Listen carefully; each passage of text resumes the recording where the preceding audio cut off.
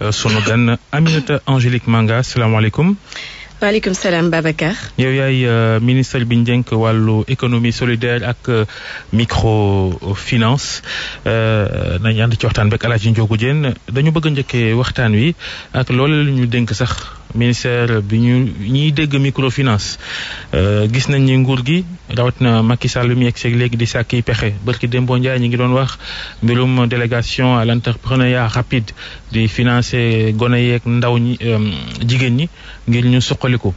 loolu dafay safaanoog li xew dañ koy tudd fan yëpp gone yi jël gaal di wutali Europe di jéggi dayoo am nañu ci faatu am na ñuy wàññi ñu ci mel ni 130 nangam yi war a jógee Maroc ñëw ñibbi si Sénégal est-ce que du safaan ci li ngeen di nas dafa mel ni méngoowul ak bëgg-bëgg ñi nga xam ne ñooy gone yi rawatina. Babacar maa ngi lay nuyu El Hadj Ndiogou Diène yow it maa ngi lay nuyu di nuyu seen auditeurs yi li ma bëgg a wax rek mooy que ne financement yi ngay wax nii affaire DER bi dafa di financement yu ñu tëral président Macky Sall daf ko tëral pour que mu mën a jox ndaw ñi xëy ndaxte ñëpp xam nañ ne état amul pour vocation di créer emploi secteur privé bi moo war a créer emploi waaye état bi dafa war a teg ay jéego ay jumtukaay yi nga xamante ne day permettre secteur privé bi développer day permettre jeunes yi ak ndaw ñi jigéen ñi ñu mën a am xëy ci wàllu yooyu nag la état bi teg lu ñuy wax délégation à l'entrepreneuriat rapide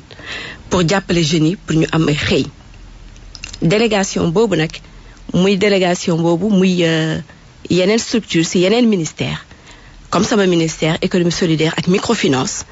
am nañu ay projet ak ay programme yu bare yi nga xamante ne c'est pour jàppale jeunes yi ak ndaw ñi ak jigéen ñi pour ñu am xëy donc xëy yooyu nag man jàpp naa ne méngoo na bu baax ak lu askan wi bëgg parce que chaque jour dañuy recevoir ay centaines de demandes DER rek jot na près de 2500 demandes pour que ñu mën a financer seeni projet mu doon ay projets yi nga xamante ne fépp la ci Sénégal. est-ce que lu ngeen cay financer néewut moo tax ñi ci jotewul di sàkk yeneen pexe lu ci mel ni jëlum gaal risque sa àdduna sa bakkan dem ci géej gi wutali Europe. mbir mi tepp rek la man jàpp naa ne néewul ndaxte barki démb rek laa la wax la DER génnee 10 milliards pour financer ko ay jeunes. fépp ci Sénégal ak ay jigéen ak gàtt boo ko méngaleeg ndaw ñi ni ñu toll ci lim te ni ñu bëggee liggéey. bëgg xëy gàttul parce que DER c'est 30 milliards par an première phase bi la ñu joxee 10 milliards te fii ak 3 mois yeneen 20 milliards yi daañ ko joxe gàttul parce que boo jëlee sama ministère jël ministère de la femme jël ministère élevage jël yeneen ministère boo dajalee projet yooyu yëpp am na fu lu mot près de 500 milliards yoo xam ne ci ay projet la rek yu ñu war a jox jeunes yi gàttul tamit parce que demande d'emploi dëgg la dafa bëri ndaw ñi bëgg nañu xëy. mais quand même bu ay ndaw ñu bëree bëri di babbeeku di jël gaal ba ci ñàkk seen bakkan ngir dem bitim réew loolu day wane ne nguur gi dafa lajj ci wàllum sa politique d'emploi maanaam pexe yi ñu tëral ci wàllum xëy ndaw ñi dafa lajj. lajjiwul sax El Hadj Ndiogou Diène xam nga boo déggee ñu ne dafa lajji day fekk ne nit ki jéemul dara day fekk ne nguur gi jéemul dara day fekk ne résultat amul waaye lajjiwul parce que pexe yaa ngi fi bari bay bëgg a dee. lajjiwul parce que koppar gaa ngi fi ñu teg ko à la disposition des jeunes lajjiwul parce que au moment où. kon lu tax ndaw ñi di dem mu jarale ñu risque seen. waaw moo tax ma ne la au moment où am na ñi nga xamante ne dañuy dem parce que bitim réew la ñu bëgg seen xol parce que amuñu fi xëy parce que jàpp nañ ne gis ñu fi buntu à ce moment là il y a des centaines de jeunes sénégalais ñi nga xamante ne ñoom dañu décider toog fii seeni territoire créer fi emploi. Créer fi développement social créer fi développement économique bay employer seen bopp ay ndaw donc man jàpp naa ne lépp loo gis rek waxtaan la na xale yi def ndànk dëgg la metti na ñenn ñi yàkkamti nañu c'est normal parce que pression sociale bi da ngay nekk ndaw soxla xëy doo ko gis mais faut que ñu xoolaat affaire yi bu baax ndaxte Sénégal bari na fa ay liggéey yi nga xamante ne xale yi dañ koy lànk def fii Sénégal mais bu ñu demee bitim réew ñu nanga ko faa def dans des conditions plus difficiles boo jëlee exemple rek ñii di dem di béy buñ demee ñi ngi ci plantation yi ci conditions extrêmement difficiles. dañuy bañ a bay Sénégal buñ demee Europe di witti ay mango. buñ demee Europe di witti ay mango ñeneen ñi buñ demee Europe di raxas di fomp di bali di fobeere di fanaan ci mbedd bi dans des conditions extrêmement difficiles alors que tey jii boo jëlee politique bu fi état bi nekk di teg ci wàllu emploi ci wàllu agriculture mais jàpp naa ne bu xale yi nangoo toog liggéey incha allahu rabbin dinañ gis solution te asax am nañu nangu ndaxte chaque jour gis ko ci médias yi ñu ngi gis ay ingénieurs ay agronomes ay ñu nekkoon bitim réew dellu si pour teg fii Sénégal ay projet de développement ay projet agricole gis nañ fi ñi nga xamante ne ñi ngi jóge ci ville yi di dellu ci campagne yi il y a des exemples concrets des exemples précis des exemples patents dañuy jóge fii dellu ci àll bi pour béy parce que suuf moom loo ko jox mu delloo la ko te ci fànn yooyu la état bi nekk di liggéey tey jii te xam naa ne ak mécanisation agriculture bi ñu nekkee nii boo demee dans le Waalo dans le nord jigéen ñi seen bopp ñu ngi nekk di béy ñu ngi fay def jéego yu am solo defe naa ne bu jeunes yi ñëwee jàpp ci loolu man xam naa ne Sénégal am na xëy am na emploi naam. mais lii xew fan yi di gone yi jël gaal kenn xamul sax fu ñuy jaar bay jël gaal moom koy faaw jëyee am rek mbaa ñu dëpp leen ngay doog a xam ni màbb nañu wutali foofa ana gouvernement bi lu mu ci fas yéene def ci waxtu wi nu toll ngir loolu mën a arrêté. xam nga loolu duguleet yàgg na fi waaye yàgg na fi it wax ko rek du solution bi mooy que na état bi continuer def lu muy def liggéey teg ay structure sur place pour que jeunes yi mën a toog mën a liggéey xam nga kii El Hadj Babacar am xëy yombul ñëpp d'accord nañ ci mais tey jii man nangu naa ne Sénégal am na possibilité am na emploi am na ay buntu mais faaw nag ñu bàyyi gaal yi amul benn perspective gaal yi du solution. mais su boobaa da ngeen di teg seen loxo lu dëgër loo xamante ne dina mën a tax ba du ñu jëli gaal mais du ay wax rek wala taxawal nañ nii mais lu concret lu wóor mu leen mën a téye. mais dëgg la mais lu concret li mi ngi fi. ñi ngi jox xale yi ay financement pour ñu liggéey lu ñuy wax des entrepreneurs privés. privé bi yaa ngi koy tudd entrepreneur privé yi waaye am na ñu jàpp ni itam nguur gi moom société yi nga xam ne ñoo jógee ay France ak ñoom seen ñoom lay gën a favoriser ñoom lay gën a may doole ñu sanc ci réew mi ku doon am d'affaires ci Sénégal pour nga sancu yokk koom day jafe. loolu moom jafewul te defe naa ne ay wax dong la xam nga kii El Hadj bu ñu xasee ba wax affaire privé mooy dañuy ubbi marché yi dañuy wax affaire compétitivité dañuy wax affaire concurrence dañuy wax affaire qualité du service te fii Sénégal président Macky Sall ci boppam dafa favoriser au contraire les entreprises nationales daf leen favoriser daf leen encourager daf leen faciliter énormément de choses pour que gars yi xam nga nag mais xam nga gars yi nag moom tout à fait le contraire. marché public yi moom ñoo ci ëppale. dañuy wax lu leen neex rek. ay Dakar Arena ki autoroute à péage ki dañuy wax lu leen neex moo tax xam nga li ma la wax mooy li ma leen wax rek affaire de compétitivité la affaire de concurrence la am na li nga xamante ne suñu nationaux yi mën nañ ko ñu ngi leen di ko jox am na li nga xamante ne nag mënuñu ko dañ koy uti feneen parce que libre marché la ñu wax concurrence la ñu wax. quand des jeunes sénégalais préférence nationale tamit daa am. waaw foo dem ci àddina dafa am mais la preuve booy seet président Macky Sall dafa jël sax décret pour que exiger ministères yi institutions yi ak ñëpp ñi nga xamante ne ci wàllu nguur gi lañ nekk mais ñu am préférence nationale en matière d'artisanat exemple boobu rek. 15% taux de 15%. mi ngi noonu donc benn respecté wuñ ko. ñi ngi koy respecté ñi ngi def ñu kaas ko ne respecté ko. xam nga meuble nekk sa bureau meuble bitim réew la wala yu fii. am na meuble bitim réew am na meuble fii man moom bu dëgg rek laay wax parce que léegi gars yi seen délai de livraison day poser problème léegi finition day poser problème. qualité bi. léegi qualité day poser problème. looloo tax justement tey jii boo demee xool ministère formation professionnelle enseignement technique lu ñu nekk di def mooy formation emploi dañuy professionnaliser jeunes ñi ak ndaw ñi ci ay filières yu précises ya nga xamante ne ci lépp looy yëngu wax fa dëgg neex yàlla da ngay fexe ba doon ci kàngam bu ëllëgee boo jëlee dara nga livrer ko sa client du am di nga respecter délai de livraison bi di nga am qualité si li ngay livrer vraiment macha allah. ñun jàpp nañ ne loolu buñ ci continuer incha allah war a bi dina baax. Casamance bi nga cosaanoo fa ngay yëngu ci wàllu politique président République jëloon na fay matuwaay ci wàllu koom ngir yombalal nit ñi rawat na ci wàllu tourisme ñu dem samp fa business gox ba diwaan gi yëpp jëm kanam loolu ba mu ko waxee léegi buñ dee xayma fu mu toll ndax gisaguñ hôtel bu bees bu ñu sañ ci foofu Casamance xëy na yëguñu ko gisuñu fa usine bu bees gisaguñ fa dara lu bees loo xam ni bi Macky Sall waxee ni ci wàllu lempoog ñoom seen dañuy woyofal képp ku bëgg a dem Casamance yow woyofal la ko gisaguñ dara. xam nga man boo leen di naan gisaguma dara damay xaaw a jaaxle tubaab bi dañuy faral di naan y a pas plus aveugle que celui qui ne veut pas voir mais xam naa ne gis ngeen dara mais foog ngeen cokkaas si loolu tam ci la. nangu nañ ko dinaa leen liimal parce que gis nga mbir mi du affaire hôtel kese développement wàllu koom dafa di lu yaatu naam Sénégal affaire tourisme rawatina Casamance dafa bokk ci li nga xamante ne mooy gën a jëmal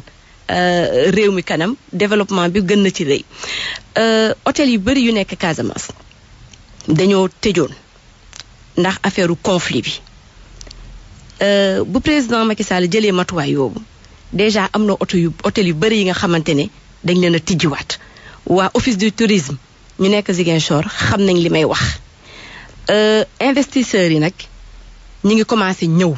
mais xam nga bu ñuy wax affaire investissement processus la procédure la dafay xaaw a yéex looloo tax sax justement président Macky Sall jël matuwaay yooyu pour alléger implantation hôtel yooyu reprise bi nag touristique bi ñi ngi koy def ndànk-ndànk ndaxte booy xool chaque jour il y a 2 ou 3 vols par jour avion bi dana fa dem ñetti yoon buñ tombee ci saison touristique bi benn charter spécial mooy ñëw yóbbu fa ay touristes yaa ngi faa dem parce que hôtel yi dañu commencé boo demee foofu ci biir Ziguinchor hôtel ya fa nekk ñëpp chaque jour ñu affiché le plan barki démb la fa premier ministre dem hôtel bu fa gën a mag amuloon place ñaareel hôtel ba sa topp amuloon place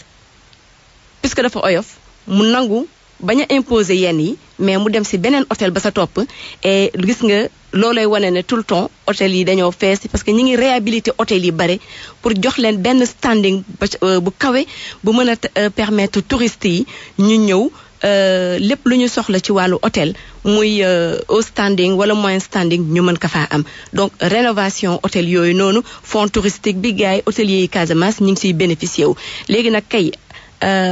xëy na sax ministre tourisme moo si gën a jekk pour wax ko xam naa ne y a un grand projet foofu noonu au Cap Skirring bi nga xamante ne hôtel 5 étoiles la ñi ngi koy waajal te financement yi bouclé nañ ko ba pare donc man am naa yaakaar ne franchement. est-ce que gone yi Ziguinchor am na nu mu xëy. am nañu am xëy am nañu amul xëy comme un peu partout au Sénégal comme fépp ci Afrique comme fépp ci monde bi. lu ngeen ci def ministère bi nga yor ak yeneen kuréel yi nguur gi sanc lu mu defal gone yi Ziguinchor. waaw xam nga li may faral di wax rek du nguur gi vocation du mooy joxe xëy mais dinañ fexe ba teg ay jumtukaay yi nga xamante ne xale yi dinañ gis yoon pour am xëy boo jëlee DER bi kese DER bi xam nga DER bi guichet unique la en fait dafa am dañu dajale. foo déposé baax na. waaw guichet unique la. léegi Ziguinchor déposé Dakar. déposé Dakar mën nga jógee Saint-Louis ñoo déposé sama ministère ñun ñu dajale épluché yépp yóbbu ko DER porté ko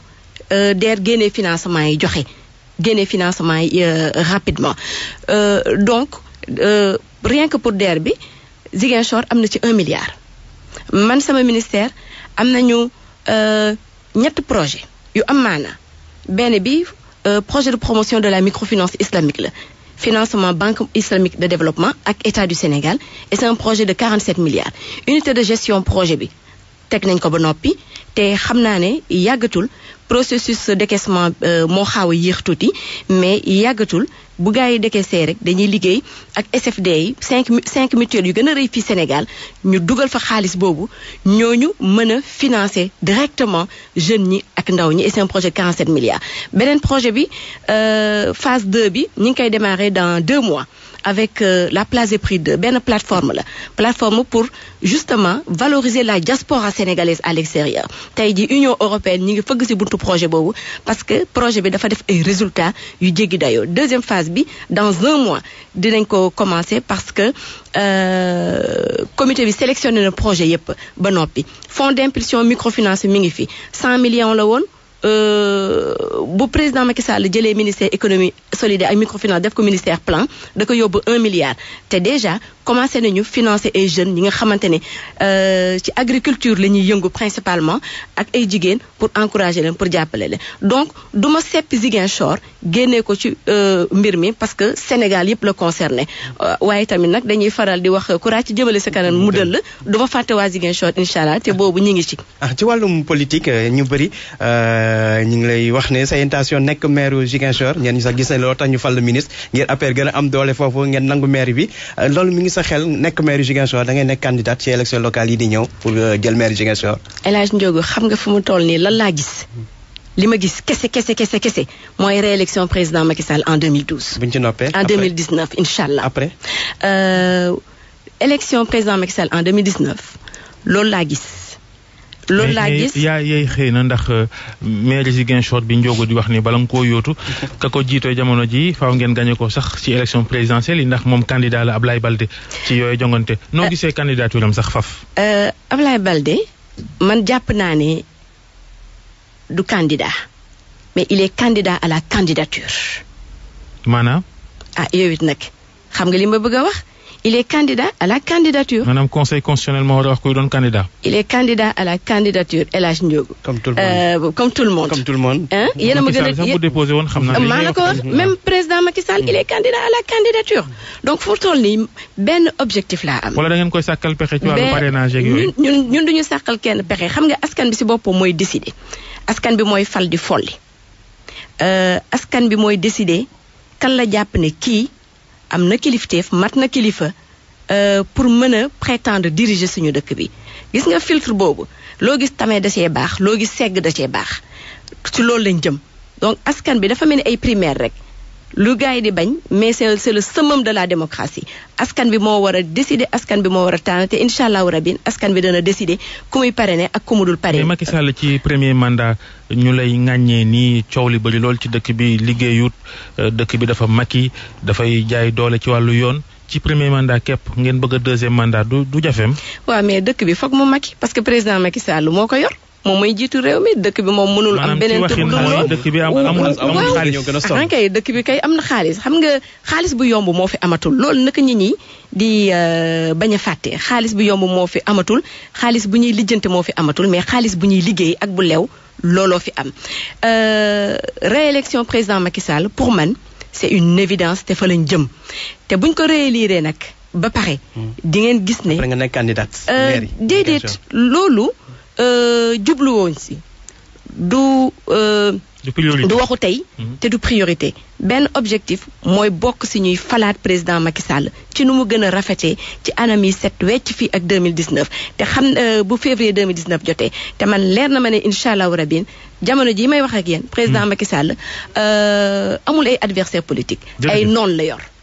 Aminata Angélique Manga ministre économie solidaire ak microfinance nekkoon sunu gan ñu lay gërëm.